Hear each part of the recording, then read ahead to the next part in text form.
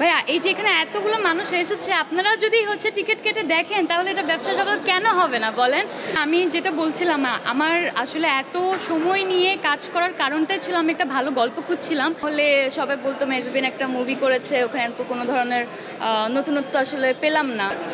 ভালো মুভিতে দেখা যাবে, ওটা কমার্শিয়াল হবে নাকি কী হবে আমি জানি না। আমি মুভিকে মুভি মনে করি এবং ভালো গল্পের সাথে থাকতে চাই, যেটা যে মাধ্যমেই আমার কাছে আসুক না কেন। আমি যদি নাটকের মাধ্যমেও একটা ভালো গল্প বা ভালো চরিত্র নিয়ে আসতে পারি সেটা করব, যদি ওটিটি কন্টেন্ট হিসাবে আসে তাহলে সেটা করব, আর চলচ্চিত্র হিসাবে আসলে তাহলে তো আর কথাই নেই, সেটাও করব।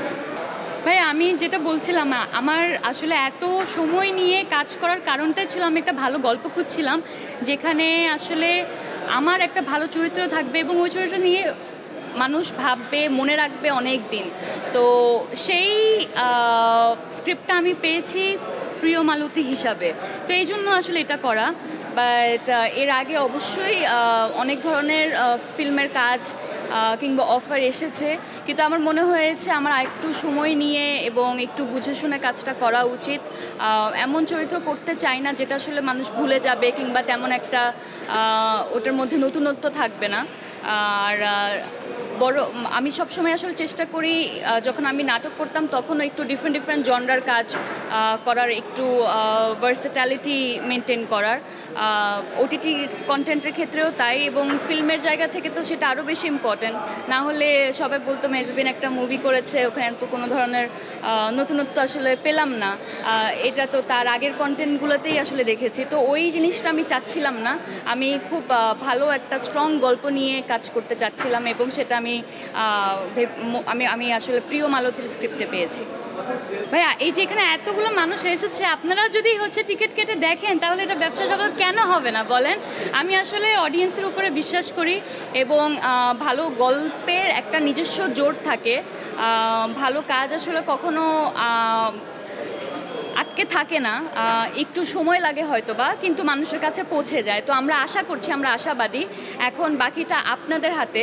আপনারা দেখবেন, দেখে আপনাদের ভালো লাগা মন্দ লাগা জানাবেন, তাহলেই আসলে এটার এক ধরনের প্রচার হবে, আমাদের শেখার জায়গাটাও আসলে তৈরি হবে। তো আমি মনে করি আমি আসলে এই জিনিসটাকে পজিটিভলি ভাবতে চাচ্ছি। তো প্রথম দিন এখন পর্যন্ত যা রেসপন্স আমরা পাচ্ছি কোয়াইট স্যাটিসফ্যাক্টরি। এখন তো আরও সামনে তো সময় আছেই আর কি, আর আমরা তো আসলে নিজেরাও জানি না কোন টাইমটা is the right time cinema মুক্তি দেওয়ার। সো আমার মনে হয় যে আমাদেরও তো as a stakeholder of the industry আমাদের নিজেদেরও এক ধরনের রেসপন্সিবিলিটি আছে, যে একটা লম্বা টাইম আমরা দেখেছি যে মানুষজন আসলে বিনোদনের বা মুভি রিলিজের জায়গা থেকে একটা লম্বা গ্যাপ চলছিল। সো এইটা আমাদের নিজেদেরও একটা দায়বদ্ধতা আছে যে আমরা যদি ছবি রিলিজ না দেই তাইলে আসলে অডিয়েন্স কী দেখবে। সো ওইখান থেকে আমাদের মনে হয়েছে যে হ্যাঁ, এটা একটা ভালো সময় হতে পারে ছবি মুক্তি দেওয়ার। অ্যান্ড লেটস সি এখন সামনের দিনগুলোতে আসলে অডিয়েন্স কীভাবে রেসপন্স করে। বাট আমরা আমাদের কাজের ব্যাপারে আমাদের অনেস্টির কোনো অভাব নেই, আমাদের এফোর্টের কোনো অভাব নেই, এবং আমরা মনে করি যে অডিয়েন্স যদি আসে সিনেমা দেখতে তাহলে ওদের অডিয়েন্সের আসলে এখান থেকে অনেক কিছু নিয়ে যাওয়ার আছে। সো ওই জায়গাতে আমরা কনফিডেন্ট আর কি।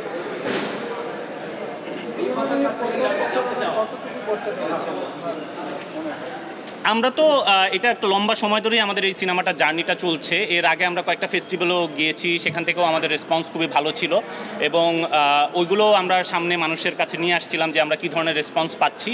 সো যে সময়টি আমরা পেয়েছি ওটার বেস্ট ইউটিলাইজেশন করার চেষ্টা করেছি আমাদের জায়গা থেকে।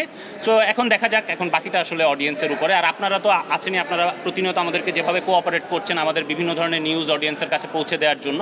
সো সেই জায়গা থেকেও আমরা we are very grateful to you guys.